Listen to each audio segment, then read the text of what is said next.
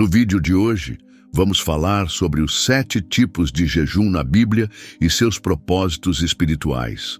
E para começar essa jornada de fé e revelação, vamos direto para um dos jejuns mais conhecidos e poderosos das Escrituras, o jejum de Daniel. Em Daniel 10:2-3, lemos que Daniel decidiu se abster de manjares, carne e vinho por 21 dias.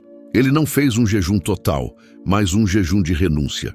Abriu mão dos prazeres da mesa para se dedicar à oração, à consagração e à busca por entendimento espiritual. E sabe o que aconteceu? Uma resposta veio diretamente do céu. Agora pare por um instante. Você já se sentiu confuso diante de uma decisão? Já clamou por direção, mas tudo parecia escuro e silencioso ao redor? Será que não é tempo de você fazer como Daniel? De dizer, Senhor, eu abro mão disso para te ouvir com mais clareza? O jejum de Daniel não é sobre passar fome. É sobre colocar Deus no centro, mesmo quando há outras coisas que poderiam ocupar esse lugar.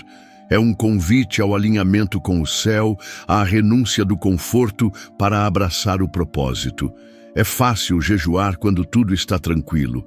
Mas e quando estamos buscando respostas urgentes?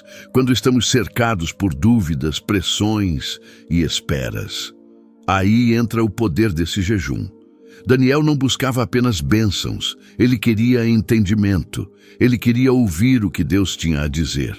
Você está disposto a separar 21 dias para uma busca sincera? Se sim, comenta aqui embaixo. Qual é a área da sua vida que mais precisa de direção divina hoje? E fica comigo até o final, porque no próximo ponto vamos falar de um jejum tão intenso, tão urgente, que envolveu 3 dias sem comida e nem água. Agora vamos falar sobre o jejum total de Ester. Agora vamos falar sobre um dos jejuns mais intensos de toda a Bíblia. O jejum total de Ester. Em Ester 4:16, encontramos uma rainha em desespero, mas não era só um problema pessoal. Era uma ameaça de extermínio contra todo o seu povo. Uma sentença de morte já havia sido decretada, e ela, mesmo sendo rainha, sabia que não estava segura. Foi então que Ester tomou uma decisão radical. Convocou todo o povo judeu a jejuar por 3 dias, sem comer e sem beber, nenhuma gota de água, nenhum alimento, nem de dia nem de noite. Isso é forte. É o tipo de jejum que não se faz por rotina, mas por urgência. É o jejum de quem clama por um milagre, por livramento, por uma intervenção direta de Deus. E por mais arriscado que fosse, ela disse: jejuem por mim, e eu entrarei na presença do rei, e se perecer, pereci. Esse tipo de fé e entrega nos confronta. Quantas vezes buscamos socorro em todos os lugares, menos em Deus? Ester sabia que diante de uma batalha espiritual, armas humanas não bastavam. Era preciso parar tudo, calar o corpo e deixar a alma clamar. E sabe o que aconteceu? Deus moveu os céus. O coração do rei foi tocado e o livramento veio. O jejum de Ester nos ensina que há situações na vida que exigem mais do que orações rápidas. Exigem clamor profundo, unidade, renúncia total. Esse é o tipo de jejum que abre caminho no impossível. E no próximo ponto, vamos subir ainda mais o nível. Vamos falar de um jejum tão extremo que só poderia ser sustentado por intervenção divina. Agora vamos falar sobre o jejum sobrenatural de Moisés. Agora vamos falar sobre um dos jejuns mais extraordinários da Bíblia. Um jejum que desafia a lógica humana e só pode ser explicado por uma ação direta do céu. O jejum de Moisés. Em Êxodo 34:28, a Bíblia diz que Moisés permaneceu 40 dias e 40 noites na presença de Deus, sem comer e sem beber, enquanto recebia as tábuas da lei no Monte Sinai. 40 dias, sem água, sem alimento. Naturalmente isso seria impossível. Mas Moisés não estava em qualquer lugar. Ele estava na glória de Deus. Esse jejum é sobrenatural porque foi sustentado inteiramente pela presença divina. Moisés não apenas jejuava, ele estava em profunda comunhão, recebendo diretamente a vontade de Deus para o povo. Não era um jejum por necessidade pessoal, era um jejum por propósito maior, entregar uma direção para toda uma nação. Esse tipo de jejum nos confronta com uma verdade profunda. Quanto mais nos aproximamos da presença de Deus, menos o mundo nos atrai, menos o corpo exige, menos o ego fala. Moisés estava sendo moldado, separado, queimado pelo fogo da santidade. E foi ali, no silêncio, na renúncia, na entrega total, que Deus lhe confiou palavras eternas, mandamentos que atravessam gerações até hoje. Você consegue imaginar o nível de entrega espiritual que esse momento exigiu? O jejum de Moisés nos ensina que há revelações que não vêm com pressa, nem em meio ao barulho. Elas só chegam quando entramos no secreto, quando silenciamos tudo, até mesmo nossas vontades mais básicas. E no próximo ponto vamos ver como Jesus também passou por um jejum de 40 dias. Mas dessa vez, o cenário não foi um monte sagrado, foi o deserto. Agora vamos falar sobre o jejum de Jesus no deserto.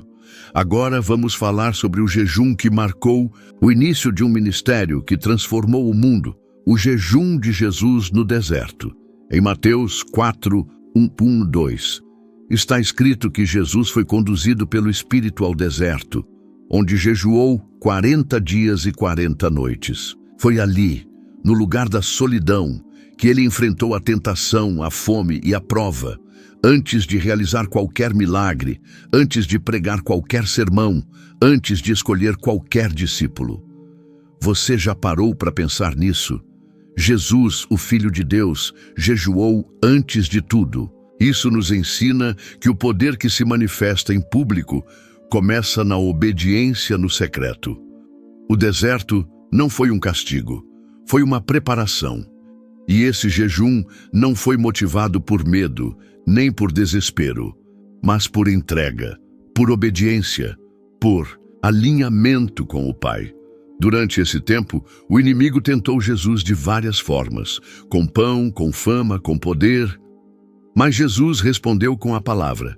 Ele não estava fraco, estava firme, fortalecido, porque o jejum fortalece o espírito, mesmo quando o corpo se enfraquece.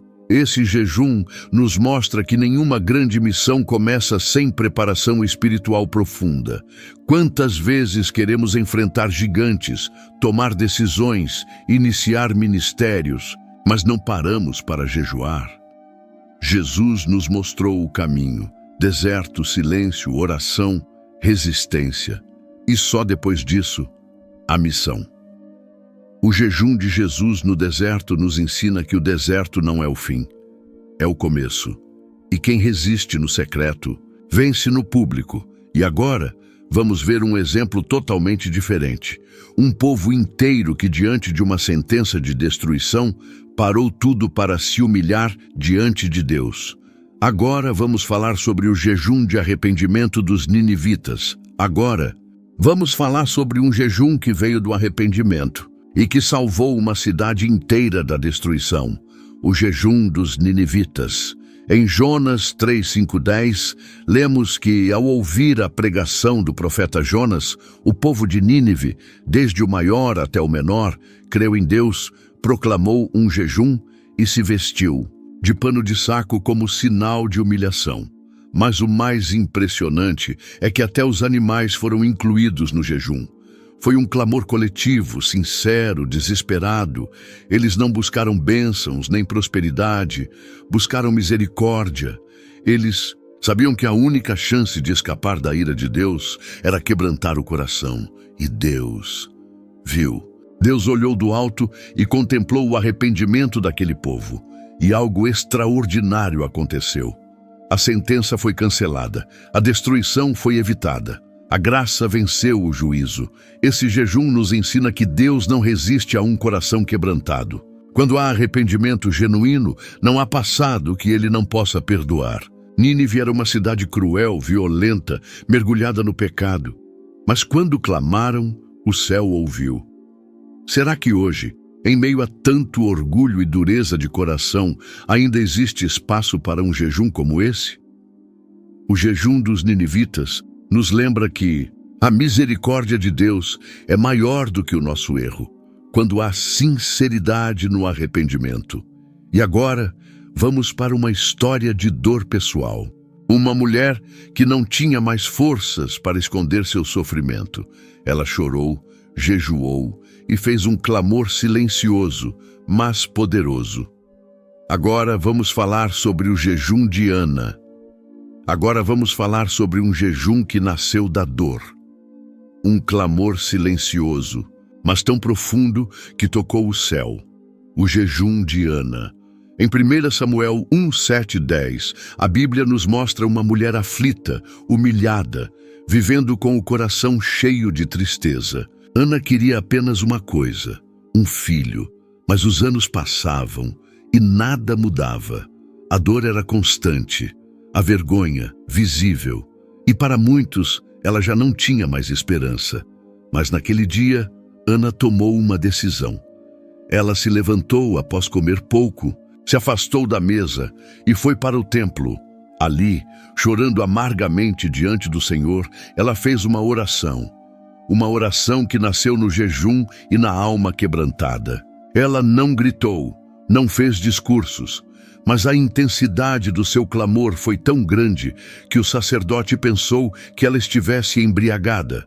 Ela não estava bêbada. Ela estava desesperada por um milagre, e Deus ouviu. O ventre que era fechado foi aberto. A mulher que era humilhada foi honrada, e o filho que nasceu daquele jejum, Samuel, tornou-se um dos maiores profetas da história de Israel. O jejum de Ana nos ensina que há milagres que só nascem no terreno da dor regada com fé, que Deus não despreza lágrimas e que um coração sincero em jejum pode mover aquilo que parecia impossível. Talvez hoje você esteja como Ana, chorando por dentro, com uma causa impossível, cansado de esperar. Seja sincero diante de Deus. Ele ainda ouve o clamor do coração aflito. E agora, vamos para o último dos 7 jejuns que estamos estudando. Um jejum coletivo, feito pela Igreja, que mudou destinos e revelou a direção do Espírito Santo. Agora vamos falar sobre o jejum da Igreja primitiva. Agora vamos falar sobre um jejum que não foi feito por uma pessoa sozinha, mas por uma comunidade inteira guiada pelo Espírito, o jejum da Igreja primitiva. Em Atos 13, 2, 3, lemos que, enquanto os irmãos ministravam ao Senhor e jejuavam, o Espírito Santo falou com clareza. Separai-me a Barnabé e a Saulo para a obra a que os tenho chamado. Perceba algo importante. O jejum aqui não veio como última alternativa. Ele fazia parte da rotina espiritual da igreja. Eles não estavam jejuando por desespero, mas por direção. E foi no meio da adoração, da consagração e do silêncio diante de Deus que a voz do Espírito veio. Esse jejum foi estratégico. Ele não apenas preparou os corações, ele abriu o caminho para o envio de missionários que mudariam a história do Evangelho. Quantas vezes a igreja atual toma decisões com base apenas em planejamento humano, reuniões e lógica?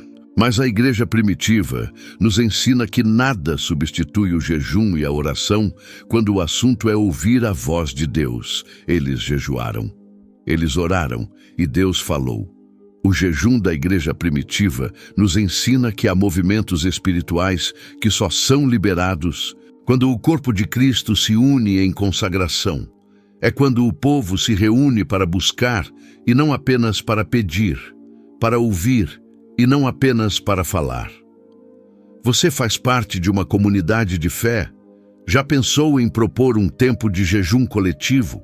Talvez seja esse o momento em que Deus vai revelar novos caminhos, despertar chamados adormecidos e liberar direções específicas. Agora que você conheceu os 7 tipos de jejum na Bíblia, qual deles mais falou com você hoje? Comenta aqui embaixo. Qual jejum você sente que Deus está te chamando para viver nesse tempo? Se essa palavra falou com você, compartilha com alguém que também precisa ouvir. E lembre-se, o jejum não muda Deus, ele muda você. Porque toda vez que você nega a si mesmo, você abre espaço para que o céu se manifeste. O jejum é mais do que abster-se de comida. É uma linguagem da alma, um grito silencioso que sobe aos céus e move o coração de Deus.